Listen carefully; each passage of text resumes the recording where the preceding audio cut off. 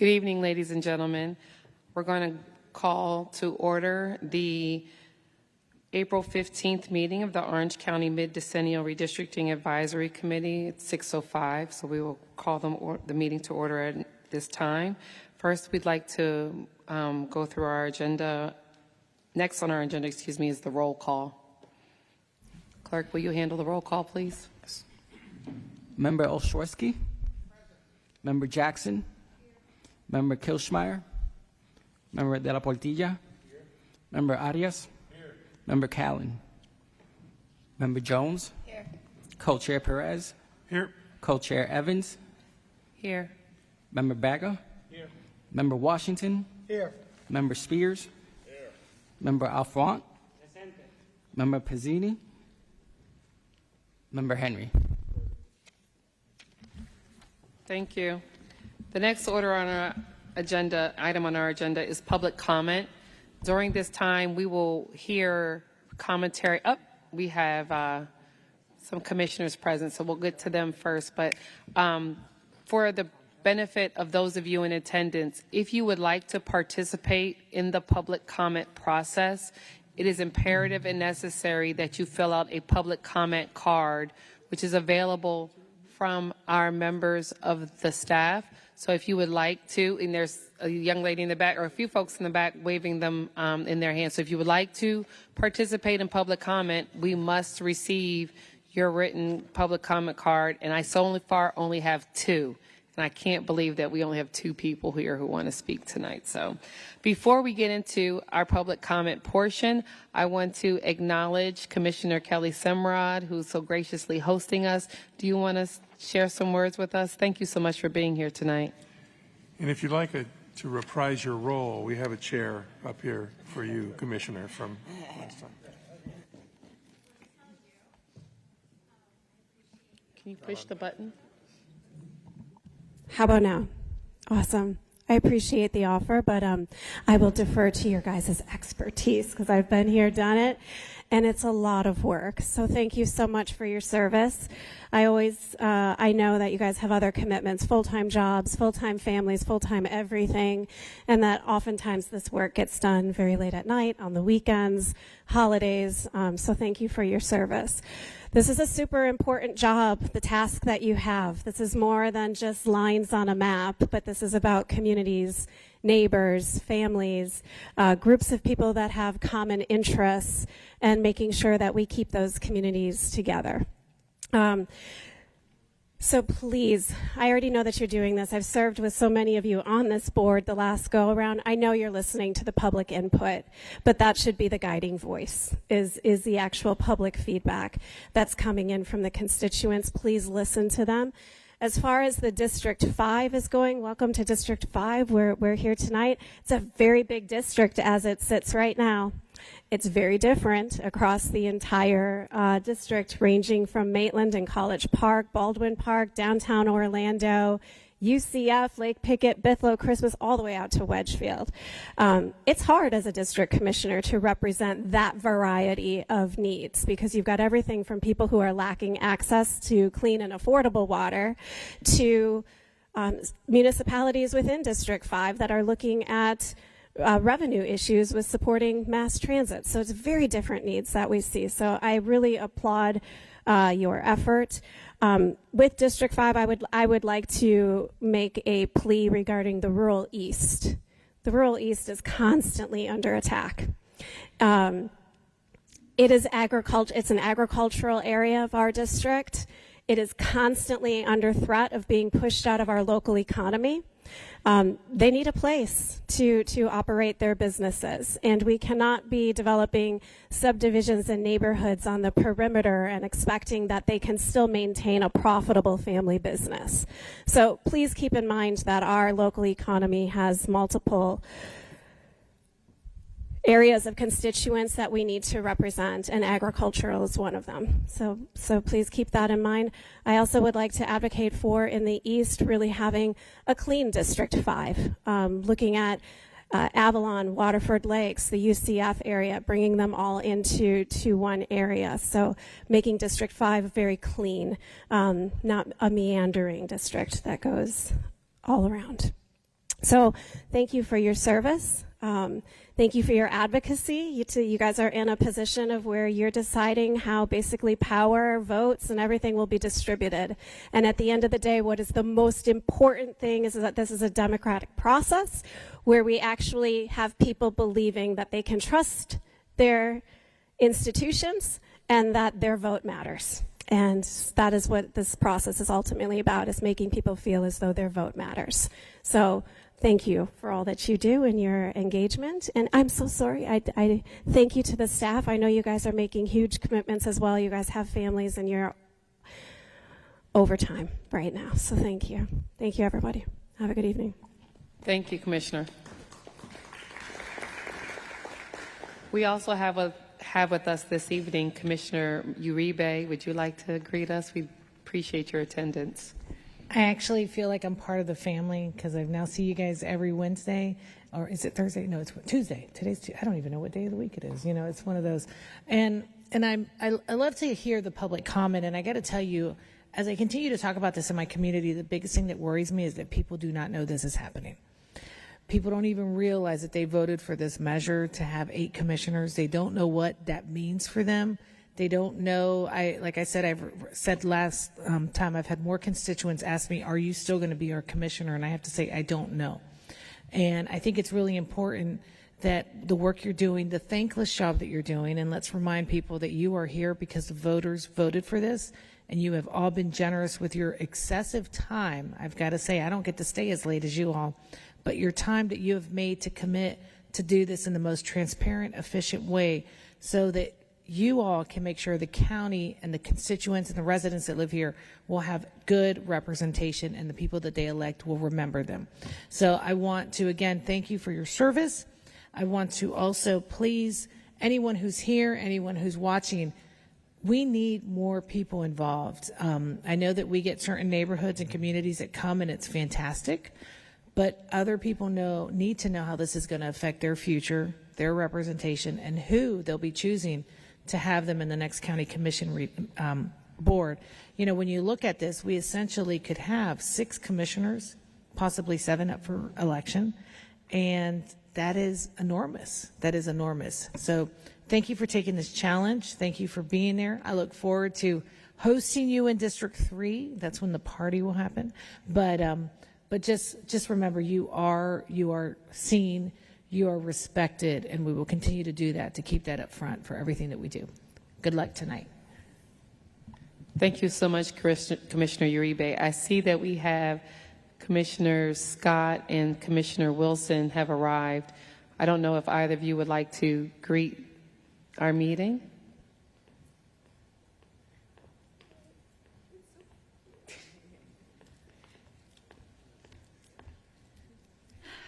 Good evening, and once again, thank you. I want to thank Member Arias for taking a jump. I know that, at least in my community, it has launched 1 million new conversations. And the goal is, yes, tune in. This is your opportunity to pay attention and to participate. So hopefully that momentum will continue to pick up.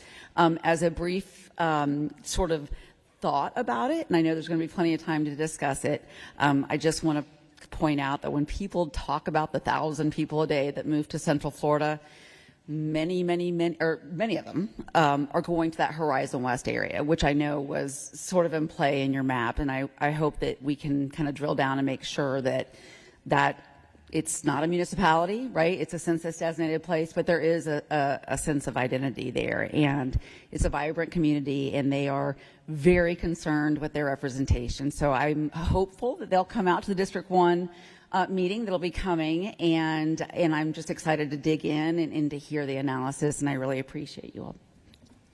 Thank you so much, Commissioner Wilson. Commissioner Scott, did you want to have a word?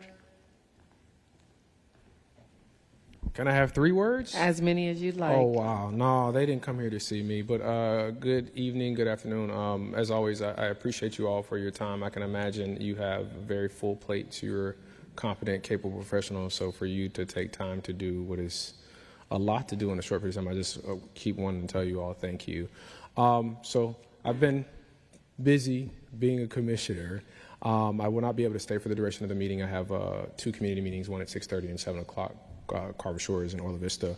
But what I wanted to share with you that I think is important as folks come and share their perspectives is that while a commissioner, and you know this, represents one district, they make decisions that impact all districts. And it's important as a commissioner that they are engaged with, their respective communities, not just the ones that they represent, but the ones who they impact. I had a meeting with a resident of District 5. And so as many of you know, we are a collegial body. It takes 4 of us to kind of make the train go. And as we add these 2 commissioners, it'll take more. And I view my role as a commissioner as one as an advocate for people, but also a consensus builder. All of us are. And so I'm watching the meetings and the maps and things like that. And I see there is an effort by some to put Pine Hills in one district. I will not support that as it stands right now. Not to say that that may change based on other feedback, but what I've found from my experience in speaking with all of the previous commissioners since Commissioner Butler is that there has been consensus building across districts, so to speak. I am able to take examples from what the commissioner just to the north of me does and see different things from infrastructure. And so while I know some feel that they are not well represented, it is talking to your commissioners. So many people have come with maps for the district, but only one person from my district. I've heard more from other people in other communities about what the sound and shape and feel of not just one district, but all districts should be.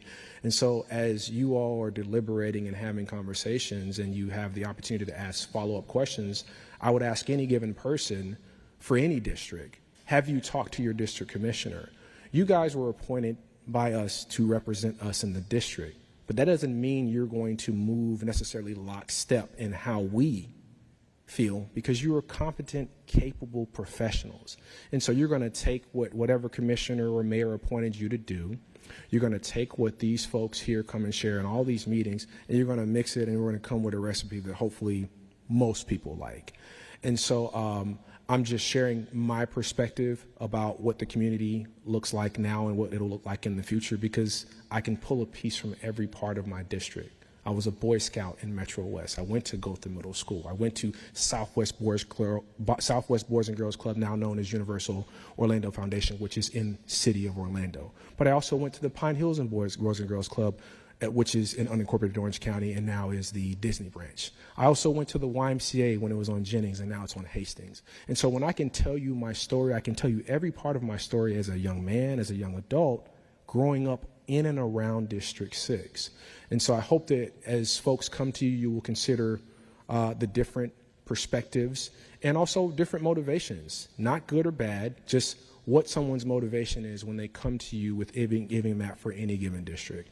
But I just, again, got to say thank you, because we never will know how much time we have left. And the fact that you all have been drafted of sorts to give of your time to help your neighbors, I am so grateful. So thank you for allowing me to speak with my 3 words.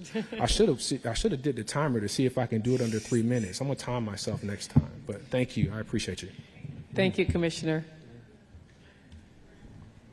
All right. Well, we're very glad to see the continued participation for our commissioners. I think they've all said very importantly that this is a very important process. And so moving into the next most important part, or the most important part of this process for us, is our public comment portion. And so, as I mentioned earlier, we have asked that you complete a public comment card before, so we can call you. And I see staff's bringing another one. While we are grabbing those additional comment cards, we have an electronic comment that was submitted by Del Marie Alicia from Latino Justice Org. It was an email submitted on Thursday, April 10th, and we are officially, as part of this public comment, incorporating Ms. Alicia's communication as part of the public comment. So what we will do now is start calling people up. There's a couple of rules of procedure I'd like you to follow. When I call your name and you come to the podium, please state your name and your address. You'll have 3 minutes to speak. We'll start by having the first few people take a seat at this chairs to my left, so that we don't have to wait for everybody to do their long walk to the podium, and we can keep this process as efficient as possible. But again, if you wish to participate in public comment, please submit a comment card to staff. Our first three speakers will be Zach Moldoff, Kellen Clark, and Pamela Seibel. Madam Chair? Madam Chair. Yes. Oh, there you go. I couldn't tell who was, I don't have a cue. I just want to acknowledge we have former State Representative Tom Keene in the audience as well, so thank you, Thank Representative. you. I don't see him currently. He's directly behind somebody. There you go. Thank you. Go ahead. Your name and address, please, and then you'll have 3 minutes. Yes, sir. Which one? That's it. Wait, which button? That you're on. Oh, my bad. That's okay. My name is Zach Moldoff. I reside in 32792 off of Forsyth Road. I can provide a more specific address to anyone if they'd like it.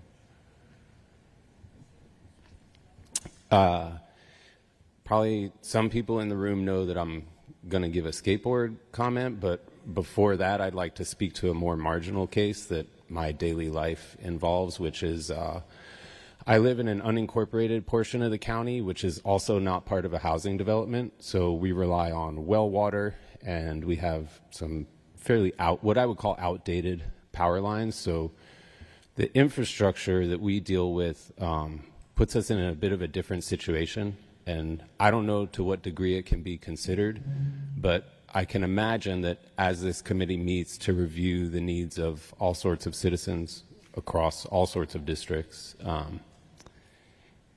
the needs of people in a situation like mine are difficult to pin down and consider. And it's really difficult for me to wake up every day where I can't even use the street in front of my house to ride my skateboard and just get my energy out and get some exercise because it's basically tight packed gravel. My son can't play in the street and learn to ride a bike. And yet a stone's throw is Costco, which is serving who knows how many hundreds of thousands of people every year, and they've got plenty of sewage and power and all sorts of infrastructure over there. So just the disparity and the degree to which it's, we're not out in an undeveloped area in the county where there's all sorts of concerns that are creating a context for this. So if there's any way that can be something that you consider, I think that that's of great importance to citizens in my position. At a larger level, across the county, there are so many people who ride skateboards as a way of participating in social bonding, good activities for mental and physical health, and not only that, it's a essential heritage from our state. People don't realize that a great deal of what we know as skateboarding comes from here. And there are not really places to do it. It's not really legal to do it because the county doesn't have any restrictions, but many of the cities do. So as you're considering what's going on and what are the daily lives of citizens, I can speak to this one instance of something that has a profound impact on people's lives that's just missing, not because someone thinks it shouldn't be there, but because no one's really ever taken the time to fully utilize it in our community. And I'm sure there are plenty of other things like that, but skateboarding is one that people are already doing. And I know that there's not enough skateboarders coming out and speaking to that. So when you think about how the communities are shaped, think about people's access, because we don't have a lot of skate parks, and that's the only place that people can go to skate right now.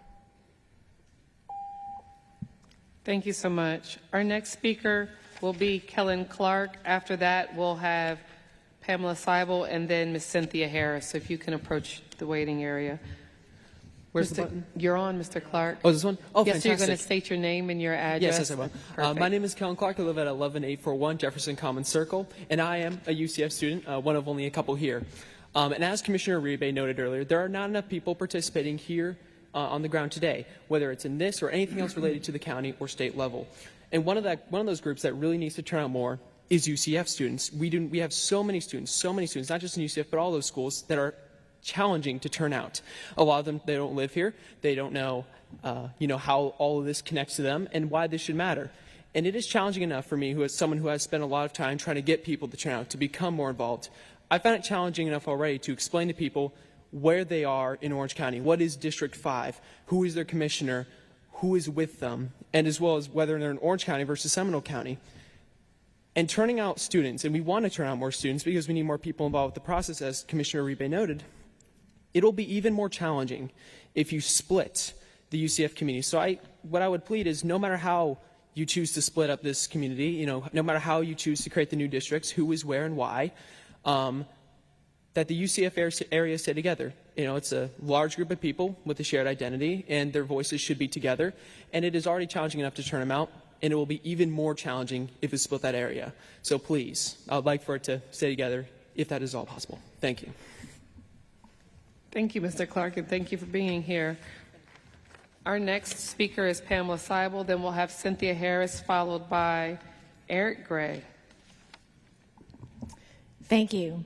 My name is Pamela Seibel, 16011 Old Cheney Highway, Orlando, Florida, 32833. Again, thank you for you guys being here and for all your dedication. I live out in the country. I'm a country girl. I was raised on a farm.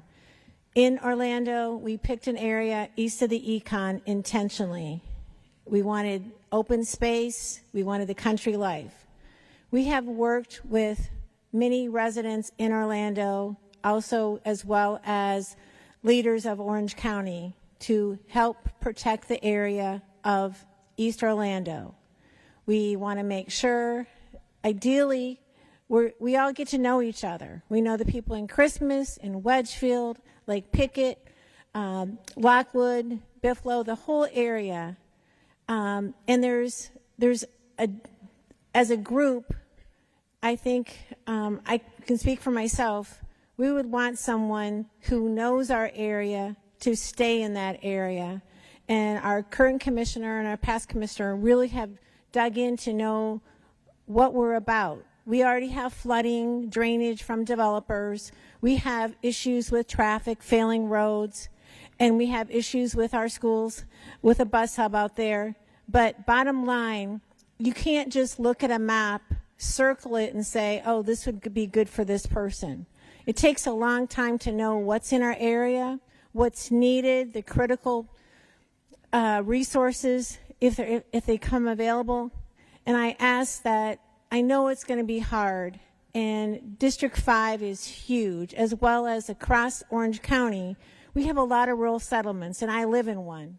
And it's a special person to know the needs of a rural settlement, what are the protections.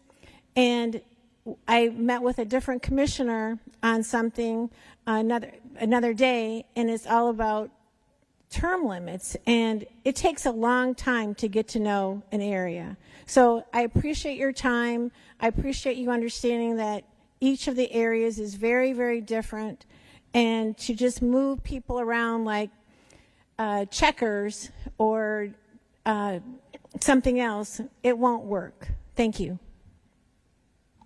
Thank you so very much. Our next comments will come from Ms. Cynthia Harris, followed by Eric Gray, and then followed by Vicky Vargo. Good evening. Cynthia Harris, 12 Channon Avenue, Orlando, 32811. I'm here again today, as I have been so often, to talk about this redistricting process. I know that you have a lot of challenges adding 2 more districts, and I'm aware that you're going to have to remove 70,000 people per district. And that's something that a lot of people have to understand. But people also have to understand is what the people want and not the commissioners. So when you have people talking about they're not going to support something, at the end of the day, it's what we want, because we live, breathe, sleep, play, and work in these areas. And as I said about District 6 is compiled with people who are pretty much transient visitors. We have, when you're doing the numbers and you're going by the 2020 census, you have the jail. Those are not residents of District 6. the jail happens to be in District 6. So that means that they can be counted today and they can go to their homes and be counted in their districts tomorrow, as well as the shelters. Everybody is a paycheck short from being homeless. You never know what dynamics could bring a person out of the poverty level that they once were today. They may get a good job and be able to move somewhere else. And it's not fair to the residents who are being compacted in one district and being counted, and most of them are non-voters that are in District 6. What I also saw in the map that was submitted is that the new districts were proposed to be on the east side of town. Well, I think when you're doing these maps that you should consider spreading the joy and making sure that we get a new district on the east side and a new district on the west side, and everybody can be one big happy family, kind of, sort of, but at least, you know, there's some fairness in that. But what I wanted to make sure that you understand that, as I said, we have all of the shelters except one. We have the jails. We have all of the transit houses in District 6. And most of those people are not permanent residents when you're doing the numbers. So when you're looking at those numbers, please take in consideration that District 6 is different from everybody else. And we need some kind of equity in our district when you're doing these maps as well. Thank you. Thank you, Ms. Harris. We're getting closer to the end of our list of public comment cards, but I see a few headed my way. Our next speaker will be Eric Gray, followed by Vicky Vargo, and then Val Mobley. Thank you, Madam Chair. Eric Gray, 921 Spring Island Way, here in Orlando, Florida. I serve as Executive Director for the Christian Service Center for the Homeless, but I also serve a couple other roles that are important to what I wanted to share. I'm the immediate past chair for the East Orlando Chamber of Commerce, and I'm a member of the Orange County Planning and Zoning Commission, and I'm a candidate for Orange County Commission District 4 next year. I wanted to just ask you to consider, I know that there are restrictions on what you can very directly consider in terms of your decisions, but it doesn't hurt to hear these types of opinions. I wanted to ask you to consider those people in these districts that don't have homes. We know that roughly 3,000 people in Orange County will sleep in a car, in a camp, or on cardboard somewhere tonight. More significantly, we know that about 80% of people experiencing homelessness will do so for 2 weeks or less, so there's a lot of turnover. And so in addition to the 3,000 people tonight, another statistic to consider is that 20 to 25,000 people will likely experience homelessness in Orange County this year. More than 95% of those 25,000 people were last housed in Orange County. They last were in an apartment or a home in Orange County. These are not people coming from somewhere else. They're our neighbors. And they're voters. At my establishment, we hold and manage the mail for over 700 adults. And you'd be amazed at how many vote-by-mail ballots come in for these individuals every single year. It's amazing. They vote. They're active. And they're part of the community, even if they don't necessarily have a stable address or a stable home to live in. And then roughly 75,000 people will experience homelessness in their lifetime, or have already experienced homelessness in their lifetime here in Orange County. And that's about half the population of one of these districts, maybe a little less. So this is a considerable number of people I just would ask you to consider. Those that are living outside or in their cars are really sleeping in the majority closest to two major thoroughfares through the community. That'd be Colonial Drive or Highway 50 and US 1792. We find in all of our mapping and our outreach, we find that those are the greatest concentrations within a mile or two of those roadways. And I know these are hard things for you to consider in the work you're doing, but I figure it can't hurt to at least mention, and so that if anybody gave even just a moment's thought to it, I think it's worth considering. Would also ask you to consider the high percentage of people who work in Orange County but actually don't live here. I'll give you an example. 60% of the Orlando Police Department entire staff do not live in Orange County because they can't afford to. And so we have a high population of people that are transient, more so than just about any other county in the country. So thank you for considering. Appreciate all of your service and your time dedicated to this, and those of you who were volunteered or those of you who were voluntold to do this, we appreciate it nonetheless. Thank you so much for your service. Thank you. Our next speaker is Vicky Vargo, followed by Val Mobley, followed by John Dorinard. Good evening, Vicky Vargo, 3800 Wingfoot Court, Orlando. So I've been working on a map, and hopefully it'll get, I think I have a sponsor, it'll get published in the next few meetings. But one of the things that I keep thinking of is that the map that we're getting ready to draw, that you are getting ready to draw, is for 5 short years. 5 short years, and then in 2030, you are going to be back at it again. So one of the things that I've taken in consideration in my maps, and I hope that you will in drawing yours, is to keep that in mind. So I look at like districts 3, 4, and 5, for example, and I really think that it's going to be imperative that next 2030, they're going to be moving south. So I think it's going to be almost impossible for them not to move south. So I hope that when you're drawing your maps that you'll keep in consideration in the back of your mind 2030 and where the population is down by Lake Nona. Goodness knows what's going to happen with the Desiree Ranch, and then everything that's happening in District 1 and District 2. Another thing that I'm keeping in mind as I work on my proposed map for your consideration are landmarks. So take, for example, UCF. UCF should always probably be in that far western district, which would be, the proposed 8. I can't imagine District 1 without Disney. I just can't imagine District 1 without Disney. International Drive is in 6. We've got the Orlando Executive Airport and Valencia, which are in 4, which I don't know if those can really be moved out of 4 in an equitable way and still have landmarks. Districts 5, District 5 has kind of the arts district. So they have all those arts things that go on between Lock Haven and everything in Winter Park and everything else. But so just as you're preparing your maps, please keep in mind the next 5 years, 2030, and how everything will probably need to move south. And please keep in mind those landmarks that are historical to those districts. Thank you. Thank you very much. Our next speaker is Val Mobley, followed by John Dorinard, followed by Anthony Jackson. Val Mobley, 226 West King Street, Orlando, 32804. That's College Park. And I'm here to talk about something different than most people I've heard saying, keep us together, keep us all. Okay, District 5 is huge, huge. And I'm on the downtown part of it, okay? So what I would like to suggest, of course, this job is the hardest job in the world, and I admire all of you for taking this on. And I can't imagine drawing a map equitably.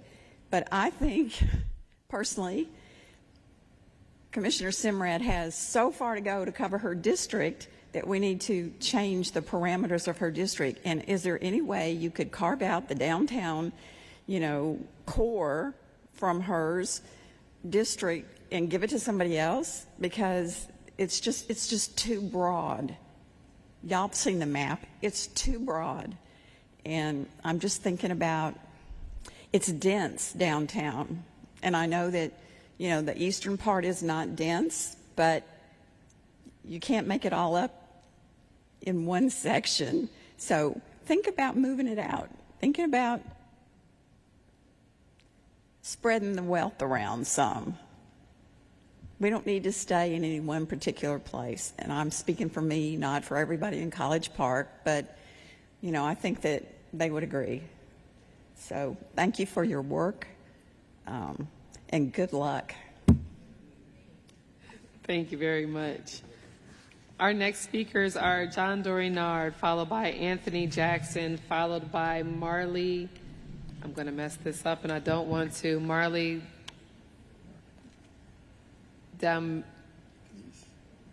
Mesley. I'm sorry, sweetheart. Will you come up? Please correct me. Okay, Mr. Dorinard, will you go ahead? We'll give you your name and your address, and we'll give you 3 minutes. Good evening. Good evening. My name is John Dorinard, and my address is 4949 Silver Star Road. First and foremost, I just want to thank you all for coming out here to hearing us all speak about this meeting. I'm John Dorinard, and I'm a student at Evans High School and part of Future Leaders United, and I want to talk to you about Pine Hills.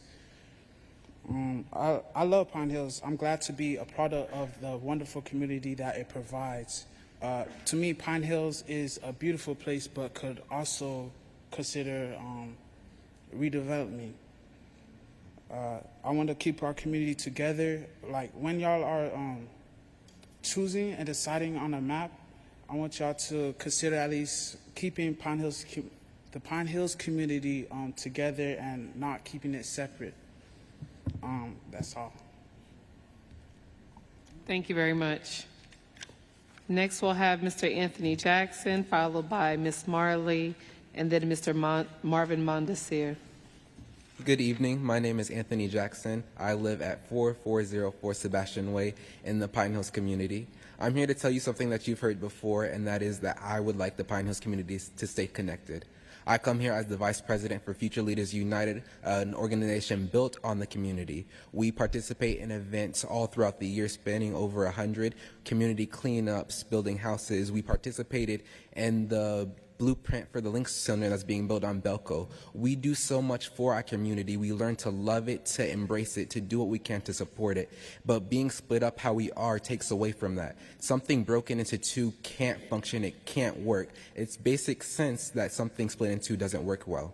Being put together strengthens us. It helps us build that community. It helps us to reach farther than just this organization, but to Pine Hills as a whole, as to love our community, to support it, and want to make it better than it is. Thank you. Thank you, Mr. Jackson. Now, Ms. Marley, will you please help me with your last name? Good evening. My name is Marley Dumels, and I am a senior at Evans High School. My address is 4029 Maple Grove Drive. Thank you. And I just wanted to say, I am a senior at Evans High School, and as a senior that grew up in Pine Hills, I know the strength and resilience in our neighborhood, yet it's too often that Pine Hills is misunderstood and misrepresented by those outside of it. There has been a lot of talk about splitting up Pine Hills, and I just want to say that we're such a community that need each other, and being placed with each other in the new districting would really support us in our schools and like the funding that goes into our schools. If Pine Hills gets split up, we will be risk of not being understood the proper way that we need to be, because there's a lot of being split up will just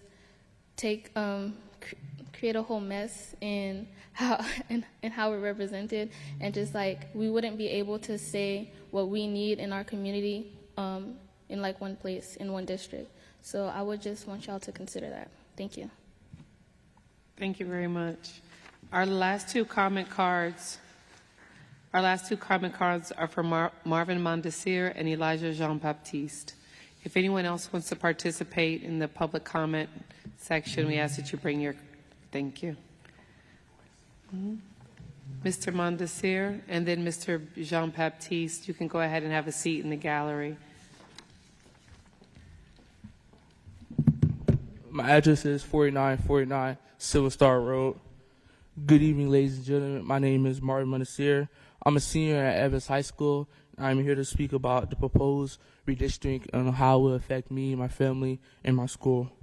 Evans High School isn't just a school. It's a second home for many of us, fluites and students. This redistricting plan plans to break that bond. It will separate students and affect those in the community. Splitting Pine Hills community will break us in half, dividing us from north and south. Even though we have two district commissioners here in the Pine Hills community, we have one who focuses heavy on community engagement, while the other focuses on planting trees and community cleanups. With those, we understand the commissioners are very busy in their life, but that's not an excuse to helping those in our community. So we want to make sure we hold those individuals in the community accountable, make sure they are doing a job, and we are out there voting for people who would be more accountable and be focused on their job. And that's all. Thank you very much.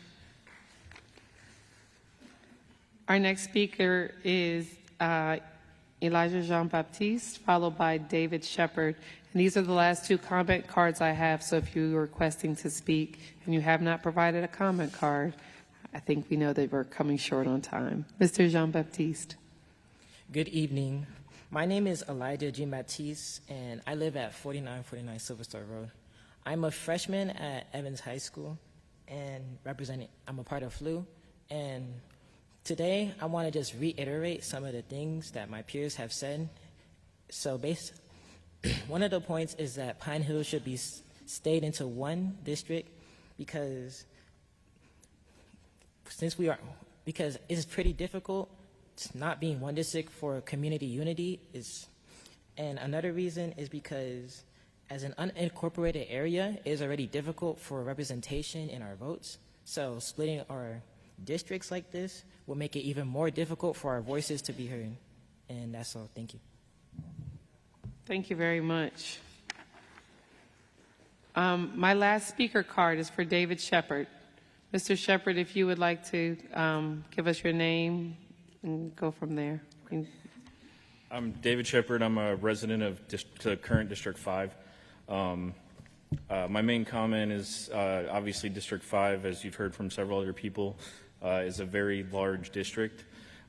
It did take a chunk that doesn't really identify with the rest of District 5 since it was split between municipalities in the rural part of Orange County. It did then also add a much larger chunk of similar communities. I will give you that with the bottom half of the map being rural estates. But I still think it's a very large district to be represented by. So, thank you. Thank you very much. It looks like I have one more comment card headed my way.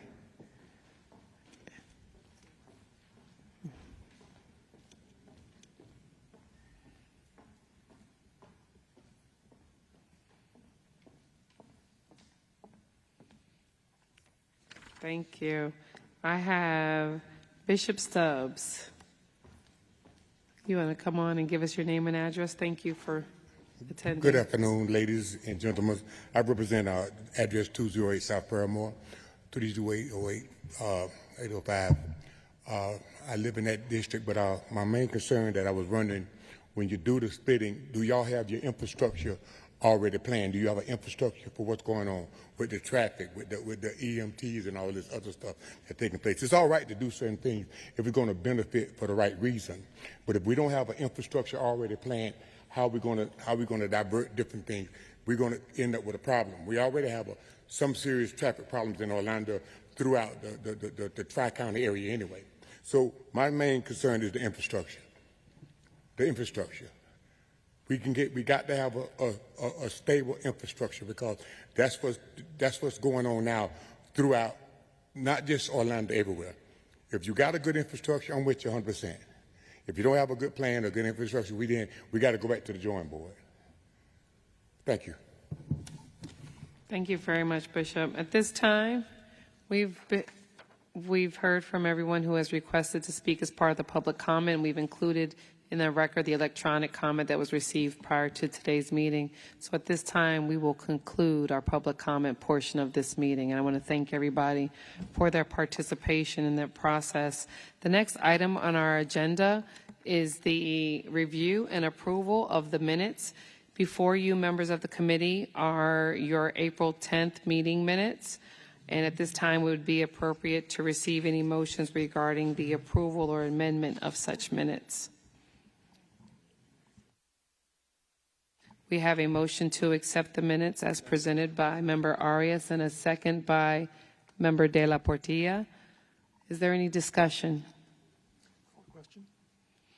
The question's been called, and so all in favor of the approval of the minutes as presented, April 10th minutes as presented, please signify by saying aye. Aye. Are there any opposed?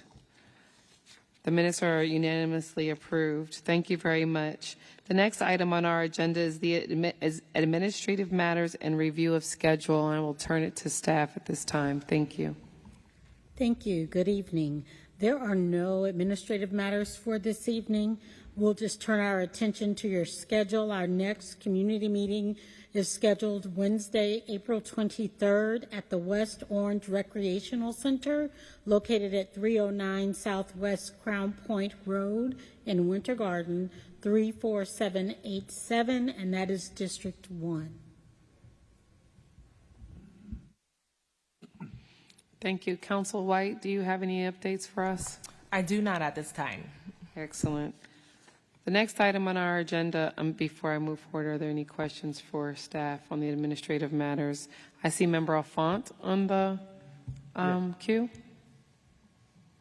I have a question for legal, and this is something that has been bothering me, and I'm going to get it off my chest.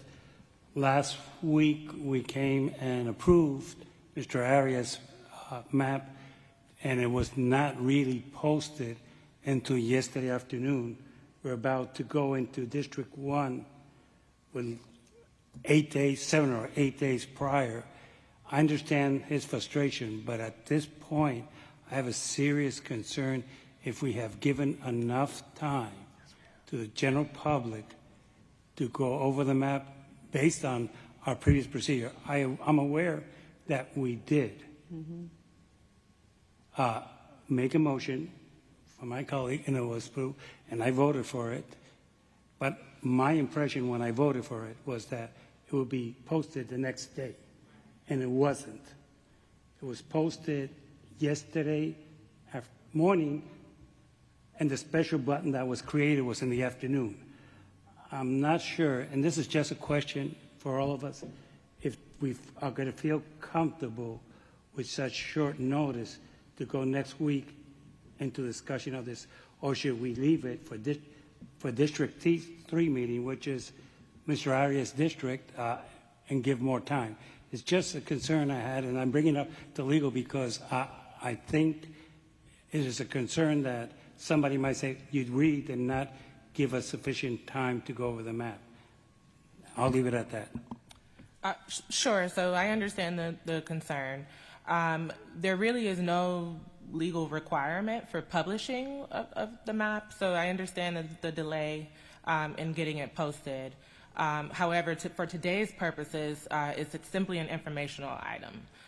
So the discussion will be on this particular map will be held next week while we are in District 1. So, I mean, if you would like further clarification, I would have to turn it over to Mr. Scraven to explain the delay, but as far as the posting goes, there's really no legal requirement that we have to adhere to for that part of it. Thank you, and I do think that in formulating the procedures for this committee, I just want to point out that there was an intentional process of establishing an informational entry followed by a discussion. So there's time, and it's not only, one time before this committee before it's considered for discussion. So I want to point out, and I know I wasn't here for last week's, but thank y'all for handling business in my absence. Co-Chair Perez.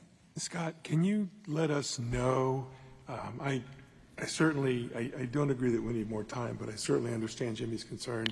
Can you let us know when the maps come in 4 days before, when we can expect them to be posted going forward? I know this was the first one and we had some technology challenges that thank Mark for working through. But what do you suspect going forward we're going to be looking at? Absolutely. And the 4 days is there in order to process the maps, look at them, make sure they're legally sufficient, develop the report. If you all saw, there's a 12-page report tied to that particular map. So as this starts to accelerate, we may have 5 or 6 maps submitted. So we do need that time to be able to process them, complete the reports, and get them posted on the site. Thank you. Member Arias?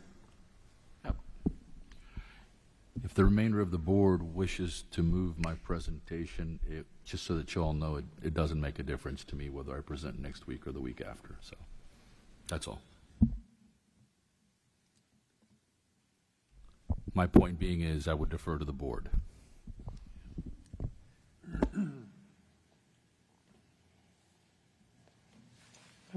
Co-Chair Perez. Madam Chair, I feel like there is sufficient time. I do not want to be backing up the maps. I got a feeling we're going to get a lot more maps this week. At least I hope we will. And I think we need to go through the process. We need to, as a group, flex our muscles and go through the process and see how it works for us. It worked well in the past, but we need to just check it out. And I still think 8 days posted with staff analysis, with staff review is sufficient time. So I would not support pushing the map back. I concur with that approach. I think that we've implemented a process that while there was a technical challenge in the initial uploading, I think that there's a method for us to do this orderly. I want to go forward. Seeing no other names in my queue, I'd like to move forward to the next item on our agenda, which is agenda item F, which is the presentation of maps, and at this time it would be appropriate to bring to the attention of this meeting the map that has been submitted. Absolutely. And I'd like to take this opportunity, too, to just orient everybody as to how we would access these maps.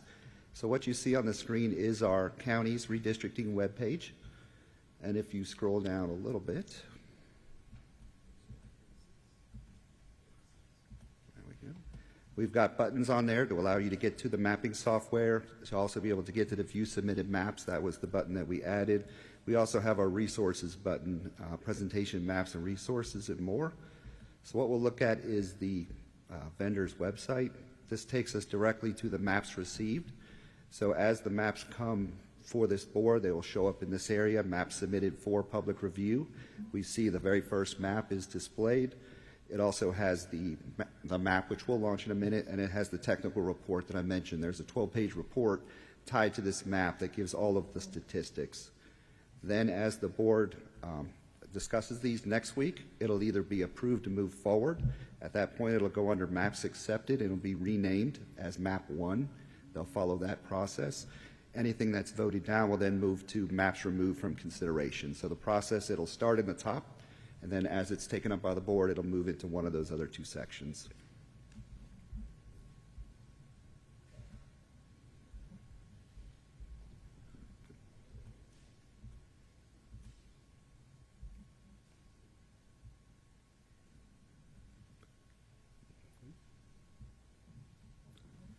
So here we have the first map by Mr. Arias.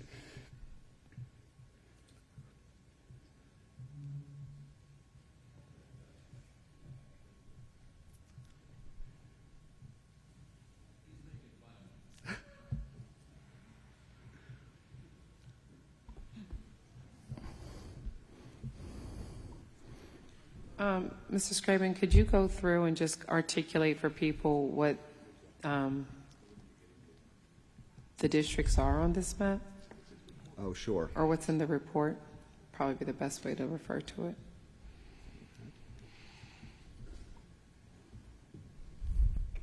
So here we see the technical report. It's got the map submittal name, the date it was submitted, who sponsored the map. Then it starts to track the information, how legally defensible is the map. So we see here that it meets the legal requirement. The deviation was 8.63%. It needs to fall within the 10% range. There's a section that identifies the incumbents, if they're still within their district, or the ones that are no longer in there per this map. There's the contiguity check. It's got the majority plurality data. If it's been compact, does it meet the compactness test? The communities of interest, so these are the cities. It'll identify which cities have been split. So in this case, 2 of the 13 municipalities are split in this plan. We've also got our communities of interest, or the census designated places. So here we see that 4 out of the 39 CDPs are split with this plan, and it identifies those particular CDPs. And then it shows which precincts from the supervisor of election have been split. So as it walks through the report, you'll see the information tied to each of the districts as this proposed map is laid out. Here's the map of the majority plurality with those stats.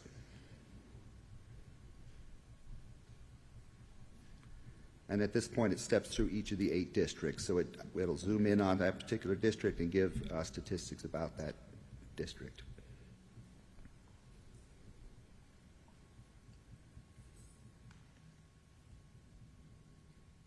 Thank you. This is very informative. I see a question from Member De La Portilla. Yes, thank you, Madam Chair. First of all, I want to commend my colleague, Member Arias, for taking the plunge into the deep end of the pool when submitting the map. You're a very popular man in Horizons West tonight, and especially in the Water Lake community. But I do have a question for staff. It's true. Once the maps are submitted, how long does it take the technical and the legal review team to go over the maps and then upload it, if that's the right term, in the system? Yeah, so it depends how much complicated it is, because they do have to generate these reports. So each one will be a little bit different depending on how it's set up. They are pulling it into their software to make sure meets all the requirements and doing this full analysis. I don't know exactly how long it took them to create this one, but as we move along, they'll have multiples to get done within that 4-day period. Okay, thank you. Thank you, Madam Chair. And I just wanted to remind everyone that I will be performing a secondary manual review as well on each map that is submitted. So at our next meeting, when Member Arias is presenting, I will follow that with an actual presentation with a legal analysis. Thank you, Attorney White. I next have Member Callan. Thank you, Madam Chair. The question I got is, I'm watching the screens here. I'm having a little issues with it, my age. But I was wondering if the audience can see the screens there. And so I'd recommend maybe we consider next meeting to move the screens up even with the tables there with the staff. That way the people can be closer to see the screens. Because I'm looking at the screens there. I don't know how anyone back in the back room can see that. And I think we should move it closer to the people or move them closer to us. Thank you. Thank you, Member Callan. I think that's a good suggestion. I think Co-Chair Perez agrees. All right. At this time, it would be appropriate to move on to the next item on our agenda, which is discussion. Do any members I see Member Olszewski. Thank you, Madam Chair. I just have 3 quick points to make. And we've had a lot of discussions about Pine Hills, and just wanted to share my background at Pine Hills from the 1st through 5th grade. I attended elementary school in Pine Hills at St. Andrew Catholic School on Hastings, so I hear Pine Hills, and I appreciate the community's involvements and comments. Second thing, echoing my fellow board member De La Portilla, congratulating Mr. Arias on sticking his head out of the foxhole first. And submitting a map. It took a lot of courage, and appreciate his hard work. And then my last comment is to echo on Commissioner Wilson's comments, already hearing a lot about Horizon West, and also echoed by Mr. Board Member De La Portilla. As a former state representative for the Horizon West District, I know Commissioner Wilson has heard you, I know I hear you, and I know that's a very unique community with very similar needs. And according to Mr. Arias's map on District 4, I represented almost all that district as well, so I understand the dynamic. So as we prepare for the District 1 meeting next week, just wanted to say publicly that Commissioner Wilson hears you, I hear you, and we understand the dynamics of each individual community and the impact it would have in specific districts. Thank you, Madam Chair, and thank you, fellow board members. Thank you. I next have Member Spears. Thank you.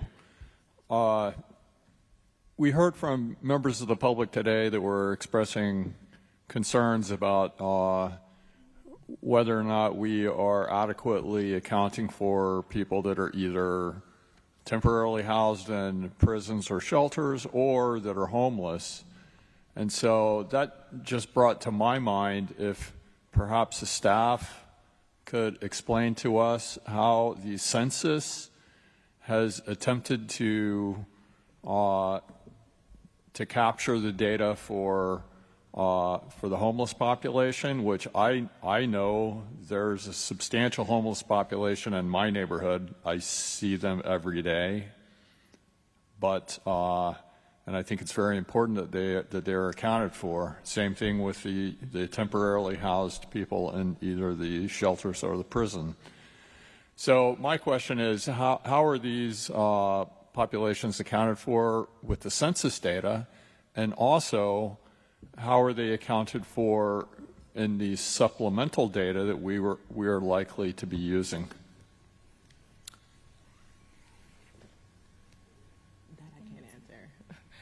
I'm going to turn it over to Mr. Scraven or Ms. Williams for that question. Sure, and I don't want to misspeak, so I'll make sure that I have that information.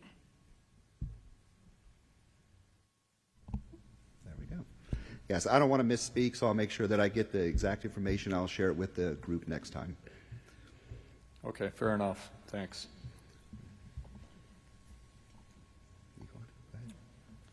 I don't have any other. Oh, Member Baga. Thank you so much, Co-Chair. I just had one other question, perhaps a staff question as well, and maybe something that would be helpful to have. It's been enlightening to hear the public comment, and there's been one theme I've also heard similar to that issue has been an issue regarding how this would impact school districts. Certainly school districts have their own map, and so they're not going to be in alignment because there are different numbers there. But I've also had it brought up as far as transportation goes, and if that has any impact or not. I wouldn't imagine it does, but at the same time, there's certainly folks out there who are concerned about it. So if there's any discussion we could have or education, both we as a board could have, but certainly the public could have to that point, I think would be helpful. Thank you. Absolutely, and we've already discussed that it does not affect the school zones. They are separate. We did create a high school zone map that we placed up as a resource. Another map we could look at is the long-range transportation plan. I can get that map and add it to the resources as well, so that can be reviewed.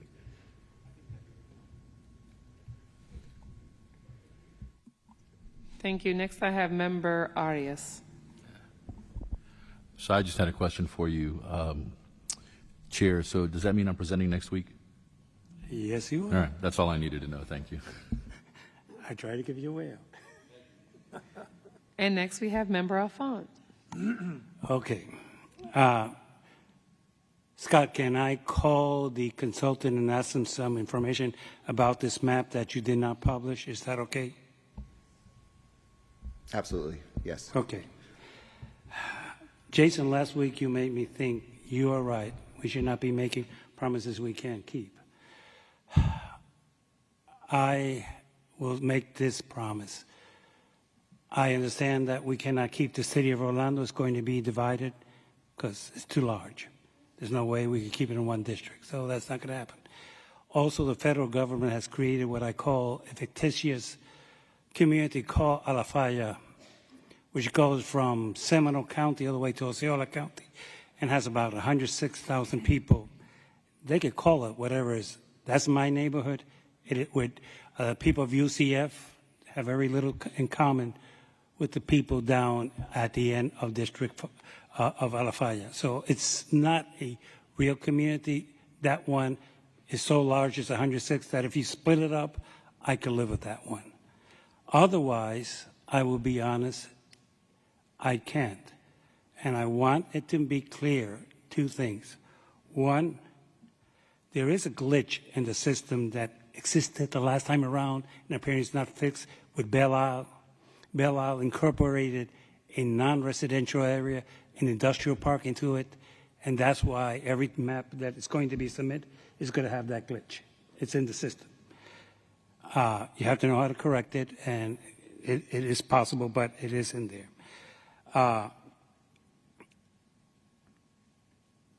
It's not only Horizon West that we are splitting up. We're splitting up in this map, Lake Butler, Meadow Woods, which we were there last week for the record. Oak Ridge are split. These are communities that are very important to me, and I will be honest. My promise is I would like to see better effort to keep communities together for my support.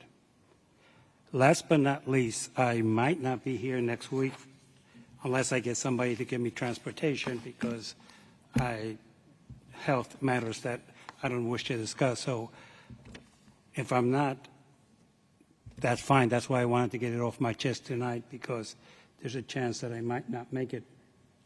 You give me a ride? Okay, then I'll be there. Never mind. Will staff notice that car ride, please?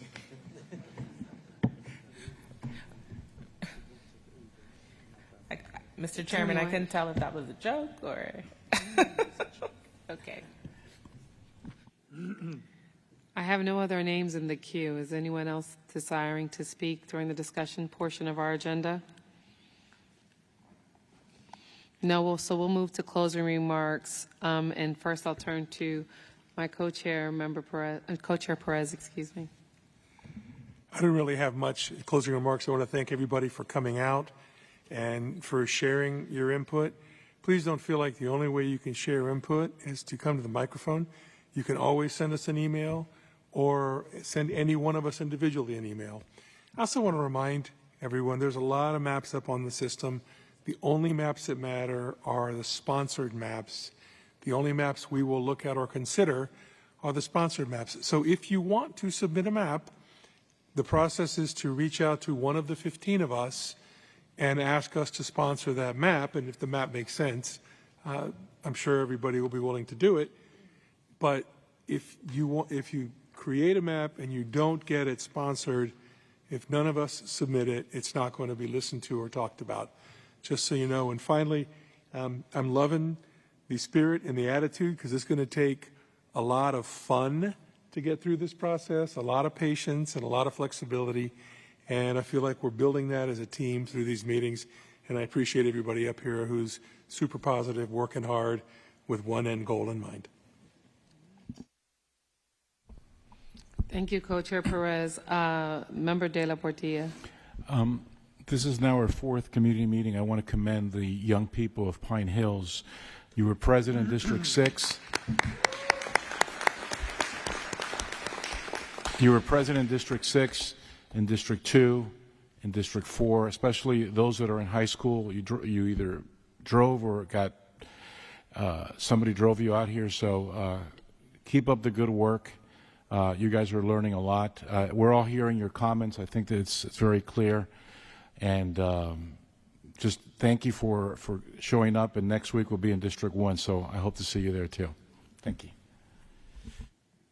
Thank you, Member De La Portilla. I concur. It's always encouraging to see the students participate in this process, and we continue to need more members of our community to participate in this process.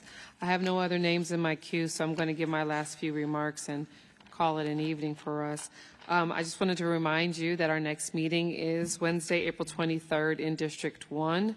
I also want to remind you that the website has a robust catalog of resources that has an opportunity not only for you to learn how to utilize the mapping software and develop your own maps, but to learn more about the legal framework that is governing the work of this committee and the ultimate maps that, are hopefully maps that are recommended by this committee. Thank you all for your attendance tonight, and it'd be appropriate to receive a motion to adjourn at this time. All right, sounds unanimous. We'll call it a night. Thank you all.